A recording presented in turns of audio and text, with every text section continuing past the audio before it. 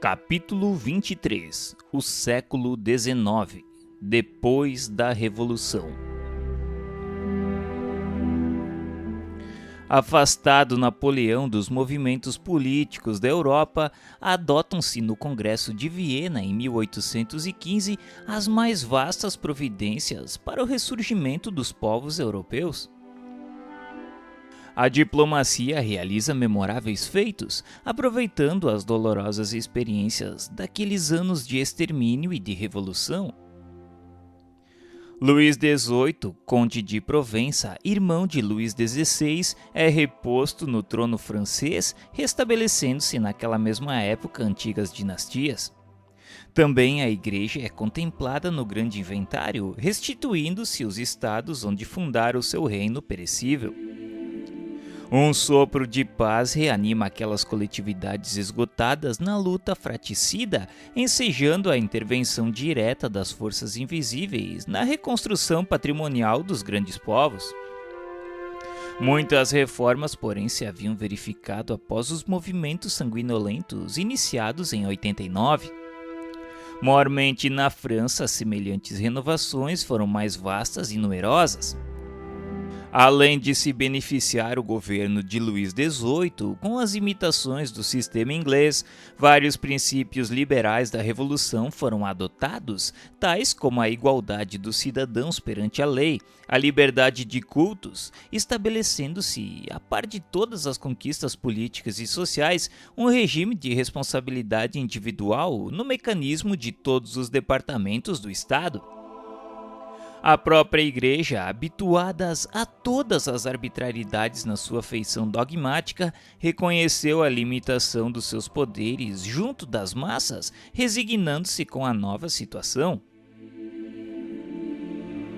A maioria dos povos do planeta, acompanhando o curso dos acontecimentos, procurou eliminar os últimos resquícios do absolutismo dos tronos, aproximando-se dos ideais republicanos ou instituindo o regime constitucional com a restrição de poderes dos soberanos.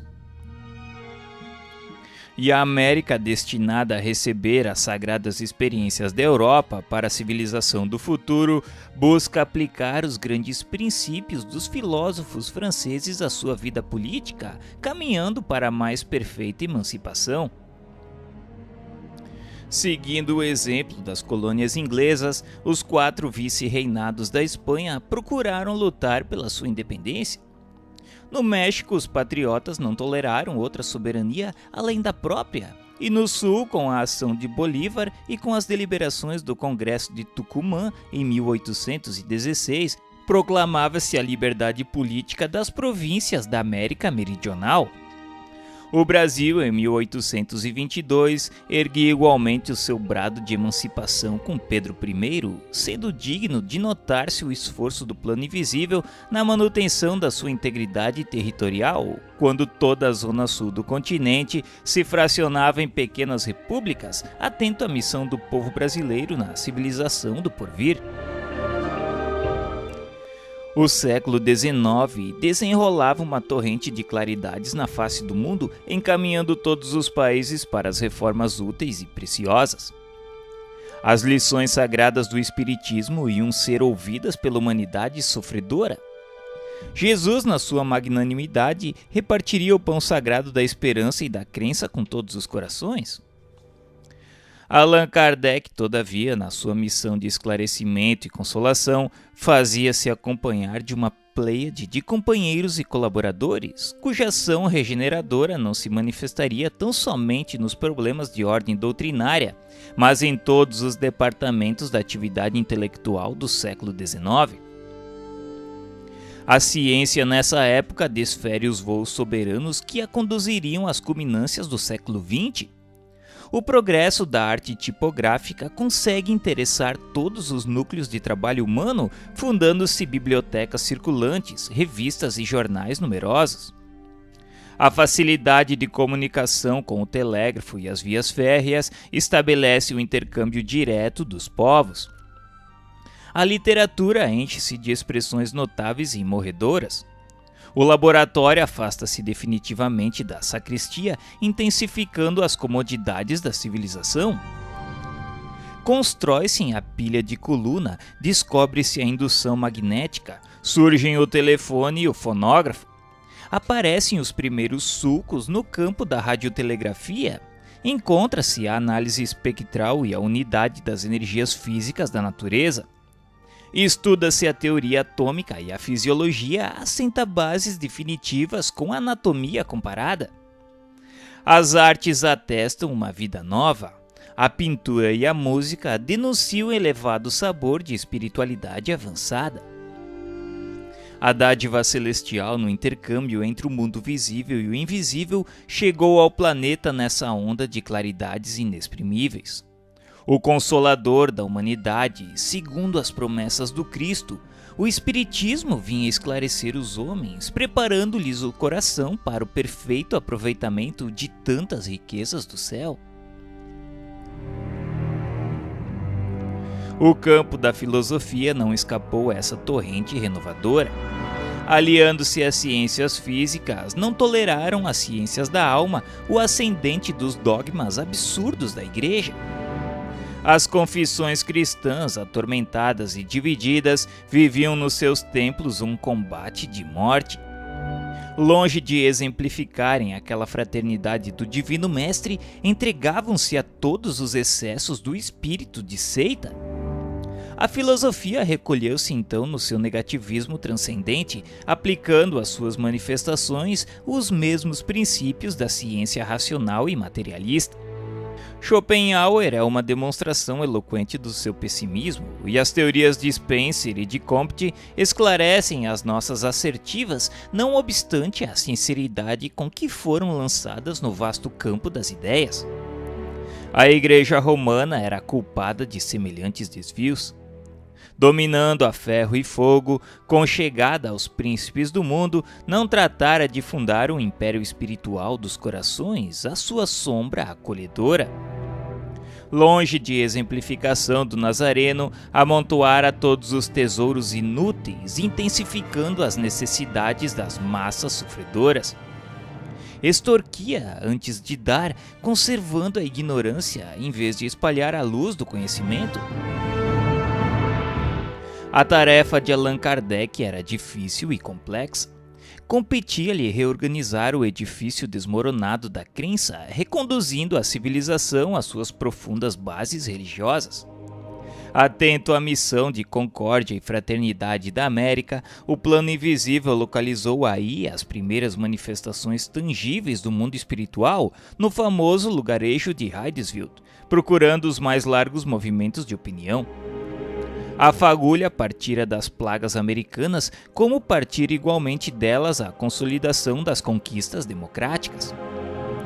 A Europa busca ambientar as ideias novas e generosas que encontram o discípulo no seu posto de oração e vigilância, pronto a atender aos chamamentos do Senhor.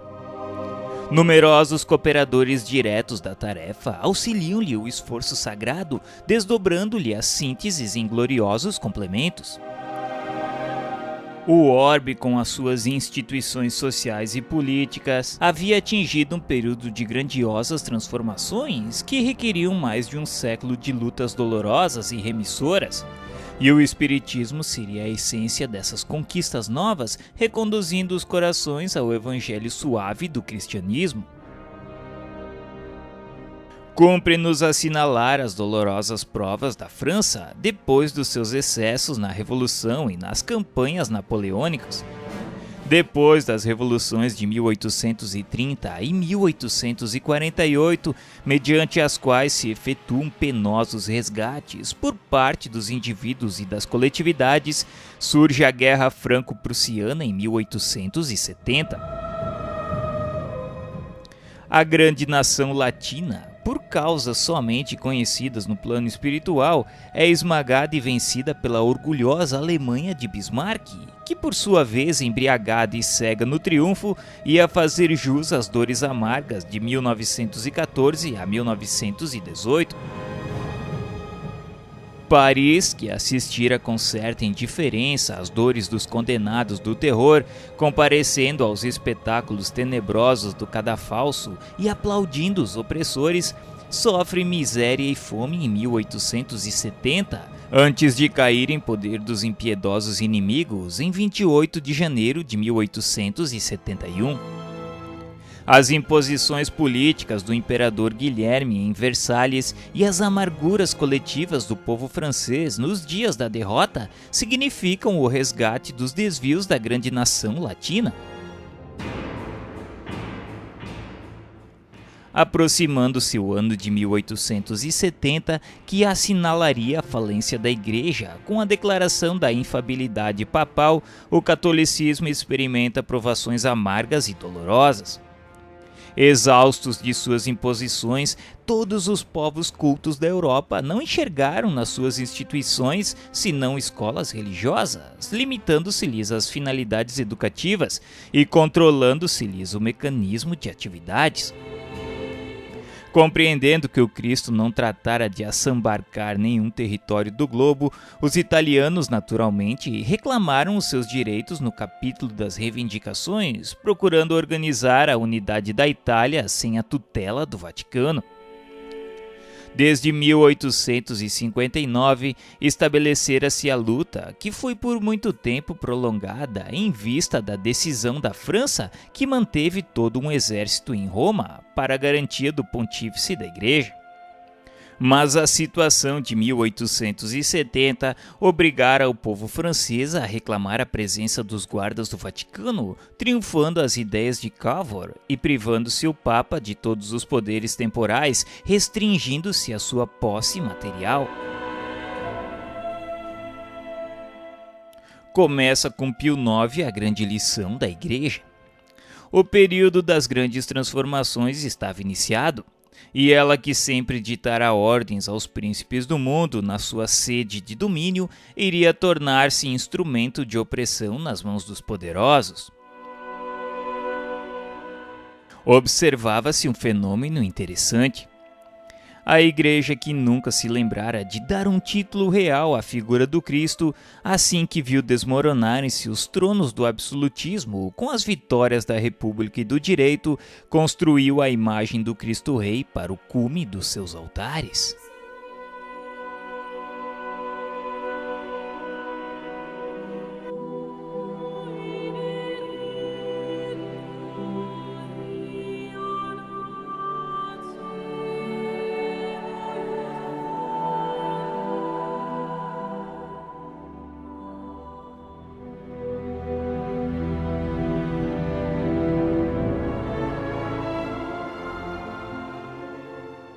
Capítulo 24 – O Espiritismo e as Grandes Transições.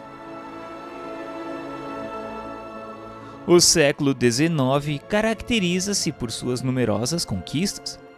A par dos grandes fenômenos de evolução científica e industrial que o abalaram, observa-se igualmente acontecimentos políticos de suma importância, renovando as concepções sociais de todos os povos da raça branca. Um desses grandes acontecimentos é a extinção do cativeiro. Cumprindo as determinações do Divino Mestre, seus mensageiros do plano invisível laboram junto aos gabinetes administrativos de modo a facilitar a vitória da liberdade. As decisões do Congresso de Viena, reprovando o tráfico de homens livres, encontraram funda repercussão em todos os países. Em 1834, o parlamento inglês resolve abolir a escravidão em todas as colônias da Grã-Bretanha. Em 1850, o Brasil suprime o tráfico africano. Na revolta de 1848, a França delibera a extinção do cativeiro em seus territórios. Em 1861, Alexandre II da Rússia declarava livres todos os camponeses que trabalhavam sob o regime da escravidão. E de 1861 a 1865, uma guerra nefanda devasta o solo hospitaleiro dos Estados Americanos do Norte na luta de secessão, que termina com a vitória da liberdade e das ideias progressistas da grande nação da América. Grandes ideias florescem na mentalidade de então. Ressurgem aí as antigas doutrinas da igualdade absoluta. aparece o socialismo propondo reformas viscerais e imediatas. Alguns idealistas tocam a utopia de Thomas More ou a República Perfeita, idealizada por Platão. Fundam-se as alianças de anarquismo, as sociedades de caráter universal. Uma revolução sociológica de consequências imprevisíveis ameaça a estabilidade da própria civilização, condenando-a à destruição mais completa. O fim do século que passou é o cenário vastíssimo dessas lutas inglórias. Todas as ciências sociais são chamadas aos grandes debates levados a efeito entre o capitalismo e o trabalho, onde se encontram, porém, as forças morais capazes de realizar o grande milagre da elucidação de todos os espíritos. A Igreja Romana, que nutria a civilização ocidental desde o seu berço, era, por força das circunstâncias, a entidade indicada para resolver o grande problema. Todavia, após as afirmativas do Sílabo e depois do famoso discurso do bispo Strossmayer em 1870 no Vaticano, quando Pio IX decretava a infabilidade pontifícia, semelhante equação era muito difícil por parte da Igreja. Entretanto, Leão XIII vem ao campo da luta com a encíclica Rerum Novarum, tentando conciliar o braço e o capital, apontando a cada qual os seus mais sagrados deveres.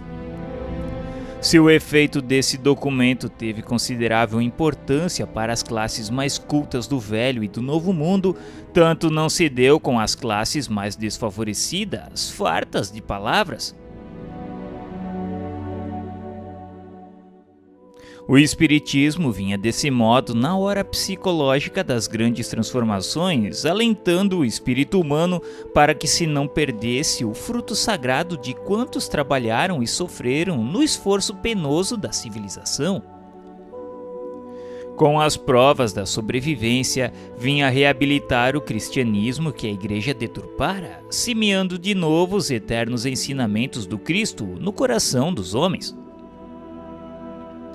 Com as verdades da reencarnação, veio explicar o absurdo das teorias igualitárias absolutas, cooperando na restauração do verdadeiro caminho do progresso humano. Enquadrando o socialismo nos postulados cristãos, não se ilude com as reformas exteriores para concluir que a única renovação apreciável é a do homem íntimo, célula viva do organismo social de todos os tempos, pugnando pela intensificação dos movimentos educativos da criatura à luz eterna do Evangelho do Cristo. Ensinando a lei das compensações no caminho da redenção e das provas do indivíduo e da coletividade, estabelece o regime da responsabilidade em que cada espírito deve enriquecer a catalogação dos seus próprios valores. Não se engana com as utopias da igualdade absoluta em vistas dos conhecimentos da lei do esforço e do trabalho individual, e não se transforma em instrumento de opressão dos magnatas da economia e do poder por consciente dos imperativos da solidariedade humana. Despreocupado de todas as revoluções, porque somente a evolução é o seu campo de atividade e de experiência, distante de todas as guerras pela compreensão dos laços fraternos que reúnem a comunidade universal, ensina a fraternidade legítima dos homens e das pátrias, das famílias e dos grupos, alargando as concepções da justiça econômica e corrigindo o espírito exaltado das ideologias extremistas. Nestes tempos dolorosos em que as mais penosas transições se anunciam ao espírito do homem, só o Espiritismo pode representar o valor moral onde se encontre o apoio necessário à edificação do porvir. Enquanto os utopistas da reforma exterior se entregam à tutela de ditadores impiedosos como os da Rússia e da Alemanha em suas sinistras aventuras revolucionárias, prossegue ele, o Espiritismo, a sua obra educativa junto das classes intelectuais e das massas anônimas e sofredoras, preparando o mundo de amanhã com as luzes imorredoras da lição do Cristo.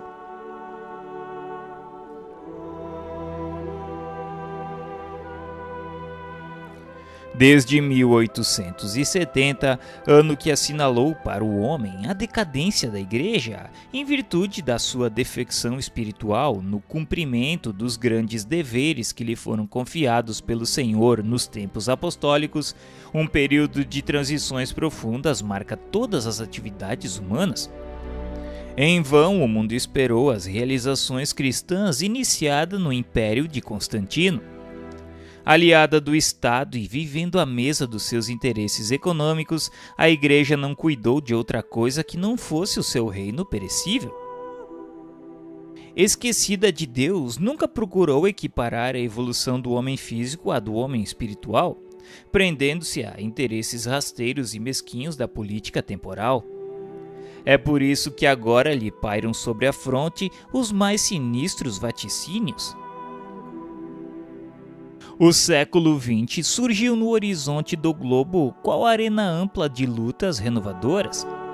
As teorias sociais continuam seu caminho, tocando muitas vezes a curva tenebrosa do extremismo. Mas as revelações do além-túmulo descem às almas como orvalho imaterial, preludiando a paz e a luz de uma nova era. Numerosas transformações são aguardadas e o Espiritismo esclarece os corações, renovando a personalidade espiritual das criaturas para o futuro que se aproxima. As guerras russo-japonesas e a europeia de 1914 a 1918 foram pródromos de uma luta maior que não vem muito longe, e dentro da qual o planeta alijará todos os espíritos rebeldes e galvanizados no crime que não souberam aproveitar a dádiva de numerosos milênios no patrimônio sagrado do tempo.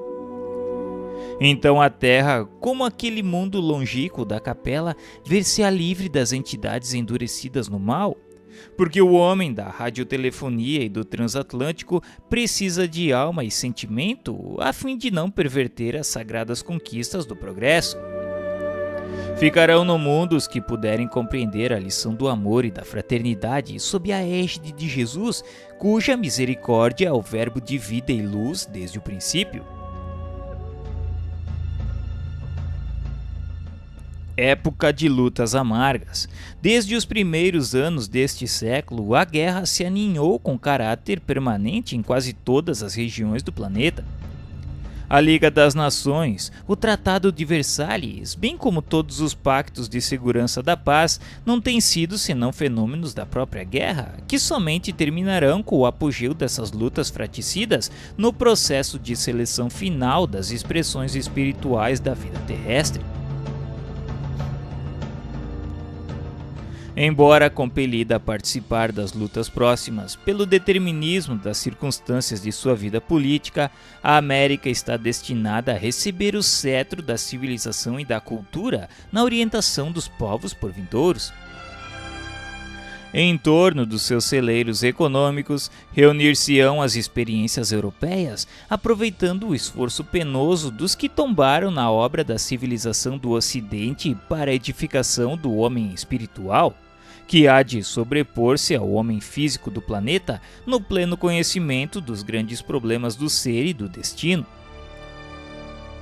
Para esse desiderato grandioso, apresta-se o plano espiritual no afã de elucidação dos nobres deveres continentais.